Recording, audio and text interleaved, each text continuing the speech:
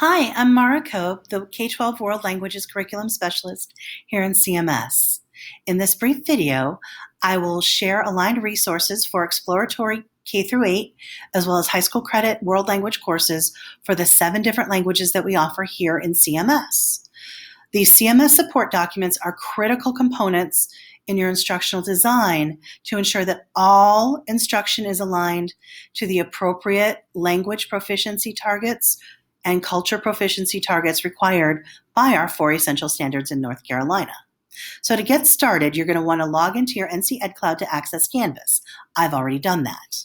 From there, once you're at your dashboard, you want to find this red global navigation toolbar and scroll all the way down to the little folder that says CMS Resources. So you'll click on that, and it will open up a new menu with a green button that says Teacher Resources.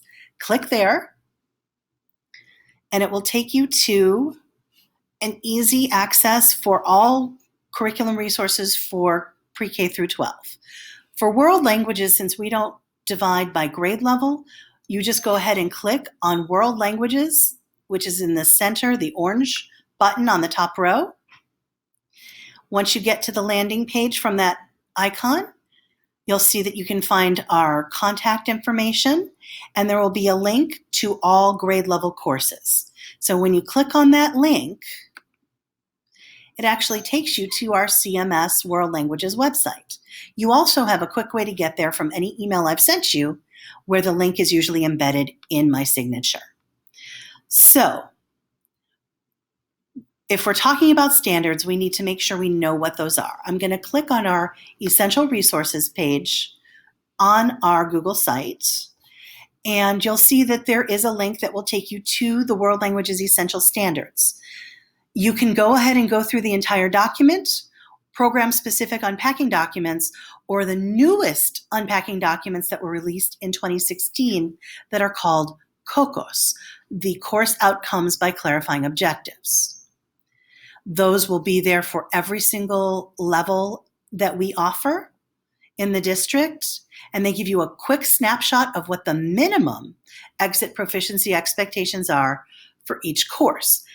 So if that's the minimum, that means that our proficiency targets for what we need to teach, based on research, we're told that that should be 1 to 2 sublevels above the minimum exit expectations as outlined by NCDPI.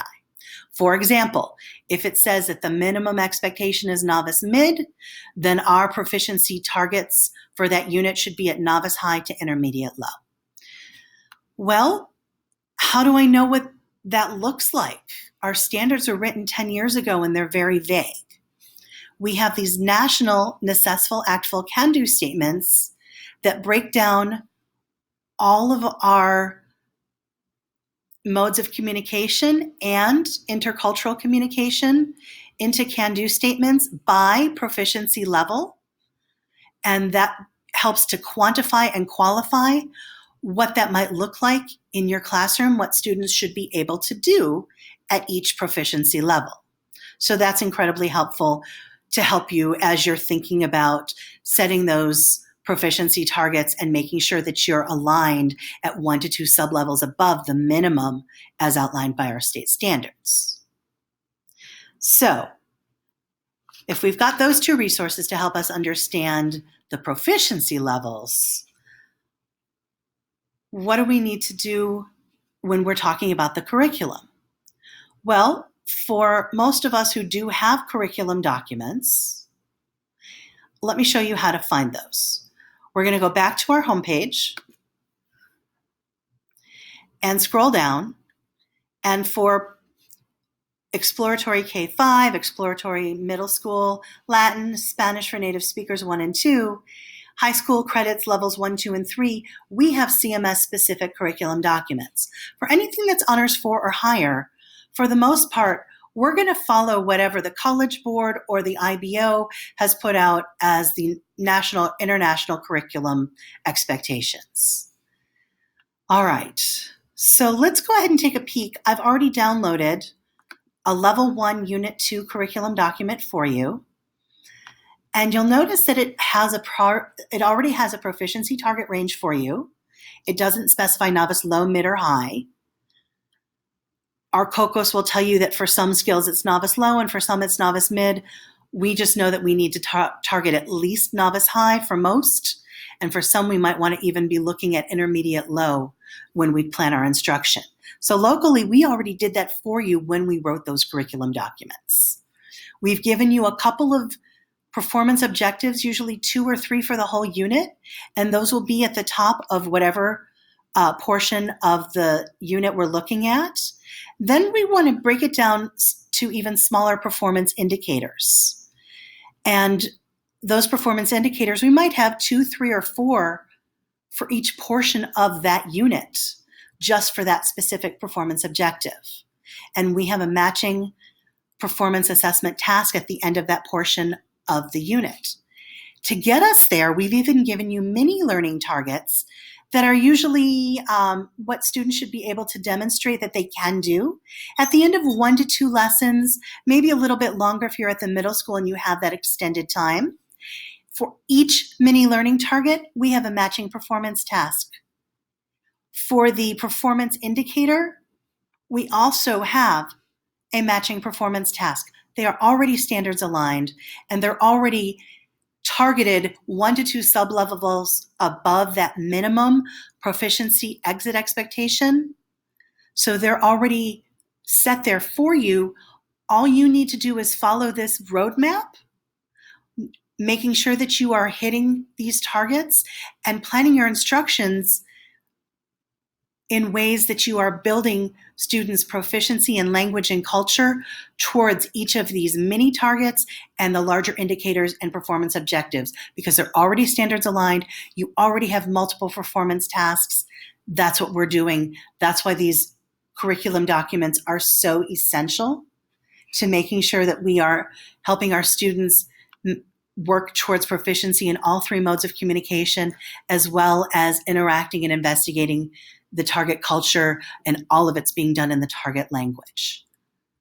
So as we consider these provided curriculum resources, as well as all of the other supplemental resources and support resources available on our website, it's important to lift up the Year 4 work of ILT that's centered around looking at student work. This practice utilizes the Looking at Student Work protocol, and it embodies the work of digging deep into our standards, whichever content area that might be, to provide students with appropriate tasks that align with the language, depth, and rigor of specific content standards, maybe even for that particular grade level.